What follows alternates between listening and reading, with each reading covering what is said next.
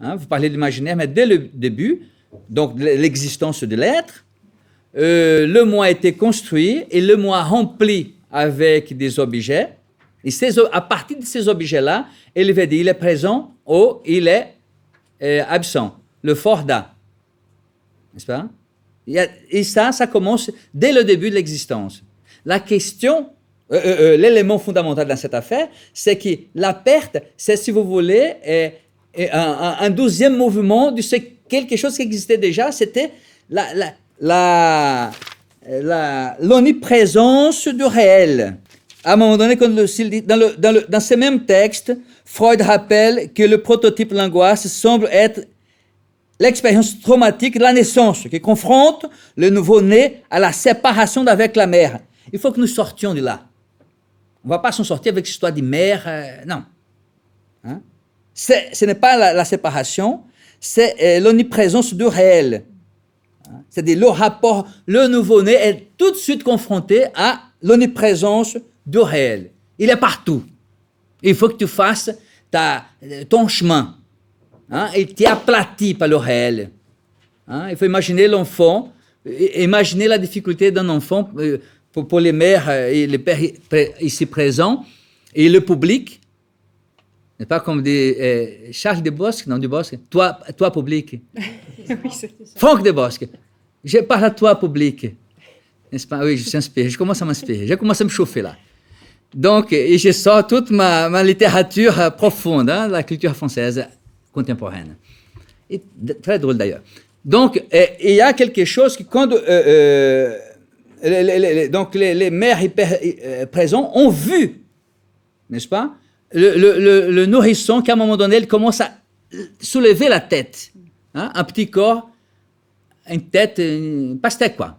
D'accord? Et c'est ça, l'être s'élever pour pousser le réel. Hein, l'air, là. Hein, la gravité qui le tire vers le bas. Il fait ce mouvement de s'élever. Il est allongé, n'est-ce pas? Il se lève.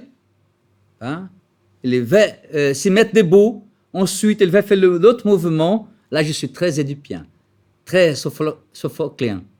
D'accord? Et à un moment donné, il va utiliser un appui, une canne. D'accord? Et ensuite, il va retourner d'où elle est venue. Tété poussière, etc. D'accord? Donc, cette omniprésence n'a rien à voir avec l'expérience traumatique de la naissance qui confronte le nouveau-né à la séparation avec sa mère. Bien sûr qu'il y a de ça, mais on ne va pas se fixer là-dessus. Hein? Si la mère a dit, écoute, on va t'aider, etc., l'enfant va avoir un rapport avec elle. Pas une relation, un rapport. D'accord? Et ce qui se passe avec la formation de l'autiste, parce qu'aucune mère d'autiste veut entendre les psychanalystes, elles ont tort. Mais en même temps, elles ont raison. Parce que si elles s'approchent de psychanalystes, et surtout s'il est de RPH, le psychanalyste va dire, bon, très bien, on va s'en occuper de votre enfant, mais venez vous aussi. D'accord? Je vous dis ça parce qu'il y a plusieurs membres cliniciens qui reçoivent des nourrissons et des bébés qui arrivent sans aucun contact visuel, sans aucun rapport avec la mère, et très rapidement, c'est ça la plasticité de la libido. Ce n'est pas la plasticité du cerveau, bien sûr qu'il y a la plasticité du cerveau, comme disent les neuroscientifiques. La question, c'est qu'avant les neuroscientifiques, Freud qui était neurologue, avait déjà dit plasticité de la libido. N'est-ce pas? Et cette plasticité de la libido, quand il y a une parole bienveillante de la clinicienne du RPH qui dit « Oui, mais vous êtes un peu agité, vous regardez comme ça, et madame, en s'adressant à la mère, il est toujours comme ça ?» Et elle dit « Oui. » Ça, c'était la première séance. D'accord? À partir de la 12e séance, n'est-ce pas?